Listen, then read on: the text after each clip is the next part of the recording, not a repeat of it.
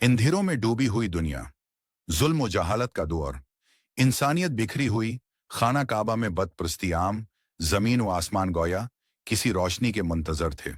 जहालत का दौर दौरा था, इंसान अपनी पहचान भूल चुके थे। जालिम ताकतों और कमजोरों को कुचलते, बेटियों को जिंदा दफन किया जाता, माओं की गोदें उजड़ जाती, शराब व जवा आम था, खाना काबा के गर्द सैकड़ों बत रखे हुए थे। जमीन पर अदल व इंसाफ की कोई करण बाकी न रही थी। गविया पूरी कायनात किसी अजीम हस्ती के इंतजार में थी, जो आकर जलमतों को रोशनियों में बदल दे। और फिर वो वक्त आ पहुंचा। उसी आलम में मक्का मुकरमा के एक घर में सुबह की ठंडी हुआ चल रही थी। ये 12 रबिया लावल, आम अल फील का साल, पैर का दिन, सुबह के वक्त था। मक्का मुकरमा के एक घर में हजरत आमना के यहाँ एक ऐसी हस्ती की पैदाइश हुई जिसकी आमद ने कायनात को बदल डाला। वो हमारे प्यारे नबी थे। जैसे ही आप पैदा हुए, जमीन व आसमान में अजब निशानियां जाहिर हुईं। नबी करीम की आमद मुबारक हो चुकी थी, लेकिन ये कोई आम वाकया न था।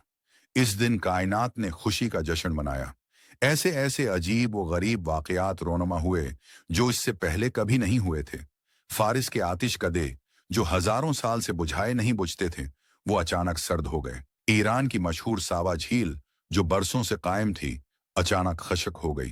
किसरी, ईरान के बादशाह के अजीम उल शान महल के 14 कमरे जमीन बोस हो गए। ये खबर उसकी सल्तनत के जवाल की अलामत थी।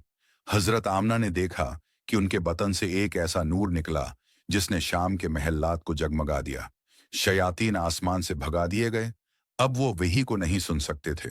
उन पर खौफ और चीख व पुकार तारी हो गई।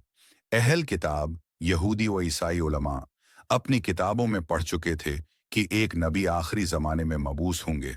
जब ये वाकयात हुए तो वो पहचान गए कि इंतजार की घड़ियां खत्म हो गईं। दुनिया के एक कोने में एक यहूदी आलम ने चीख कर कहा, आज रात अरब में एक नबी पैदा हुआ है। उसके कुंधों के दरमियान नबूत की मुहर होगी।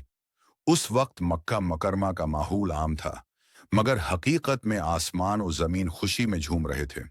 फरिश्ते दरूद और सलाम के नगमे पढ़ रहे थे। ये वो दिन था जब रहमत, नूर और हदायत का सूरज तुलुआ हो चुका था। ये कोई आम हस्ती नहीं थी।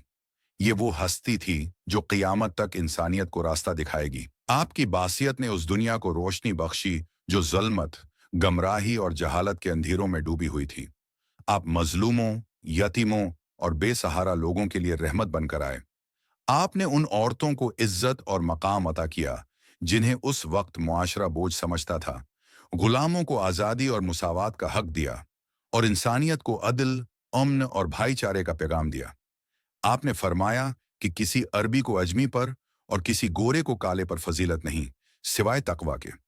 आपकी तालीमात ने दुनिया को यह दरस दिया कि असल कामयाबी ताकत या माल में नहीं, बल्कि अल्लाह की इताअत और तकवा में है।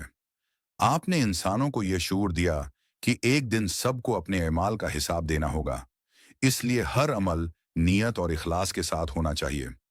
हमें चाहिए कि हम अपनी जिंदगियों को आपकी संत और तालीमात के मुताबिक ढालें।